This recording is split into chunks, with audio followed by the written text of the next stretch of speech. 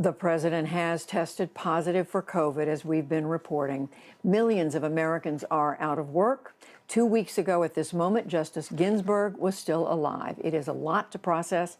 Thankfully, we have the analysis of Shields and Brooks, that is, syndicated columnist Mark Shields and New York Times columnist David Brooks. So hello to both of you. A lot has happened just in the last 24, 12 hours even.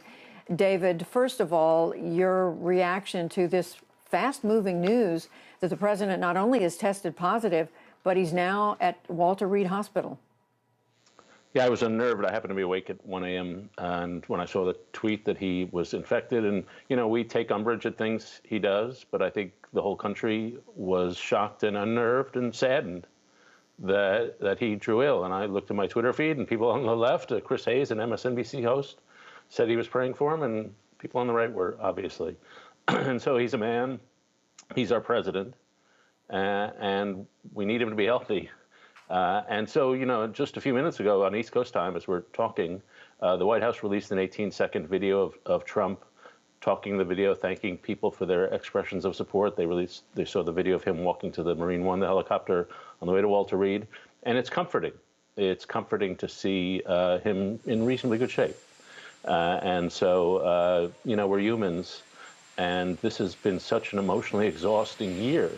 And the accumulation of emotional trauma is just, we've got one more episode. I was thinking, man, October, it seems like it'll never end. And I realized it's October 2nd, So it's just an emotional, gripping year. It's been a whirlwind of the likes of which I don't think any of us has seen. We've been looking at this video, listening to David, but looking at this video of President Trump walking from the White House to get on Marine One, the helicopter. And Mark, before I turn to you, we do have that 18-second message the president tweeted a moment ago. Let's listen to that. Watch it. I want to thank everybody for the tremendous support. I'm going to Walter Reed Hospital. I think I'm doing very well, but we're going to make sure that things work out. The First Lady is doing very well. So thank you very much. I appreciate it. I will never forget it. Thank you. So, Mark, the president there speaking clearly. He looked like himself, but we are told that he's experienced fatigue, perhaps some temperature, other symptoms. He's already received an infusion of a special, what they call cocktail of antibodies. But it is a moment, a sobering moment. Sobering moment indeed, Judy, and it changes the political landscape of 2020 quite like no other event. I think that's the reality.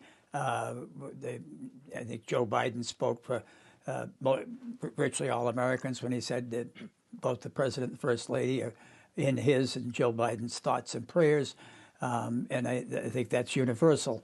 But one can't escape the reality of the politics. The coronavirus is the election issue of 2020. It always has been, and it now returns center stage. It is exactly the issue the president did not want. Did not want the disease, obviously, personally, but he does not want this issue to dominate our politics. And I don't think there's any way from here on in that you escape that. Given what's going on, David, and clearly it's early, we don't know the course of the president's treatment, how he will do, how serious this case will be for him. But what does it look like it could be the effect on the campaign? Yeah, there was some thought that there would be some sympathy of people would rally around him, as happened to Boris Johnson when he got COVID very early in the pandemic. I think that's possible, but probably unlikely. I think it's unlikely because he made such a point of doing behavior that was risky.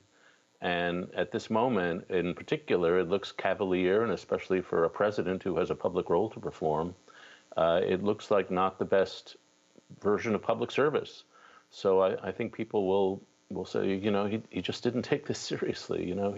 He was out there at that Amy Coney Barrett event, and people were hugging each other, and nobody was wearing masks, and we've seen that throughout the year. It also means he won't be campaigning for a little while. We don't know how long the recovery will last. It also means that there probably won't be a second debate. It also means that, as Mark said, COVID is once again at the top of everybody's mind. So just in speaking in political terms, it's, I would say, very bad news for the Trump campaign. Mark, how do you see the effect on the election, on the campaign? Well, I think, Judy, let's be very blunt. There is no Donald Trump campaign. Donald Trump is the Donald Trump campaign. It is his tweets, his rallies, his off-the-cuff, frequently given press comments. That is what has driven the narrative. And his narrative has been that I am the president of unmatched peace and prosperity. It was a country under his administration that reached its lowest unemployment rate in 51 years, that he was reaching out to better relations with North Korea and for a while a rapport with China.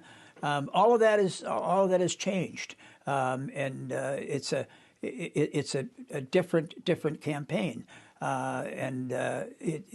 He's tried changing the subject, whether it was to the fraudulent mail voting or to whatever subject came to mind, as long as it wasn't coronavirus. And coronavirus now is central, dominant, and inescapable.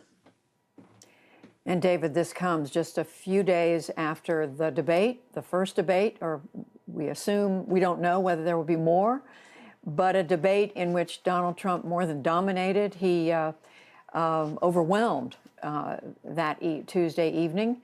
Did it have an effect, do you think, on voters who still don't know what they're going to do on November 3rd? It certainly did in my circles. Even among Trump supporters who were friends, they were devastated and shocked. Some of them are not on Twitter. They don't see a lot of that Twitter stuff, and suddenly they see this. I think it was one of the most important events of the campaign for this reason. People like me can sermonize about how when you behave badly, when you destroy every norm of civility and decency, you corrode the world around you. You destroy the norms of standard behavior. The problem with when people like me sermonize about this is it's an invisible process and it's a slow corrosion. On debate night, the American people got to see in real time with their own eyes the way one man destroyed an American political institution, the presidential debate. And so that's just a clear example of the centrality of character and the centrality of decency, and how what we saw when you have bad character, frankly, and indecency, it has the explosive force of a howitzer. It just breaks things and makes people suffer. And that process, in my view, has been going on throughout the Trump presidency. But here it happened in real time right in front of everybody's eyes. So I think it's an extremely significant event in the whole arc of the Trump presidency. Mark, how much harm do you think that the debate did to the president's political fortunes and to the country? I think it was obviously his missed opportunity, Judy. His opportunity was to try and make the race into a referendum, or rather a choice between himself and Joe Biden. He brought all the attention, all the focus back to himself, made it a referendum on himself. Again, he was interrupted by one count, Joe Biden, 120 times. He did. David's absolutely right. He took an institution which had been a rather remarkable civic institution, criticized by some for not being sparkly enough or whatever else, but it had been a remarkable moment where in every campaign where 90 minutes both candidates stood there and defended and explained and answered questions and were held accountable. And we found out what sense they were. It was more than a travesty. It was a moment at which he brought all attention back to himself.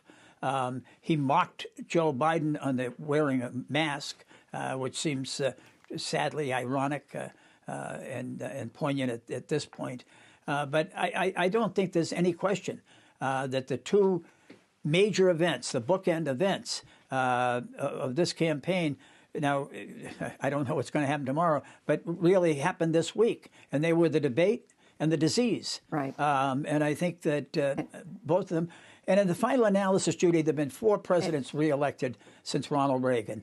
And in each case, every one of them, by measurement of the Wall Street Journal NBC poll, was personally liked.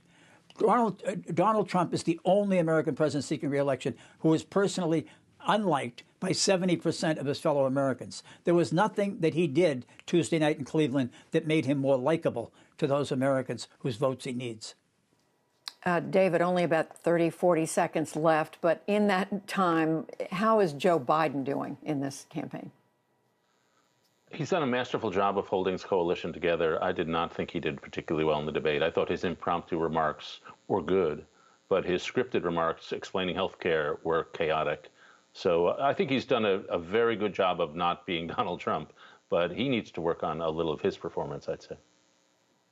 And today, his message to the country about the president? Okay. I'm told we need to go, and so I'm going to thank both of you. David Brooks, Mark Shields. Thank you.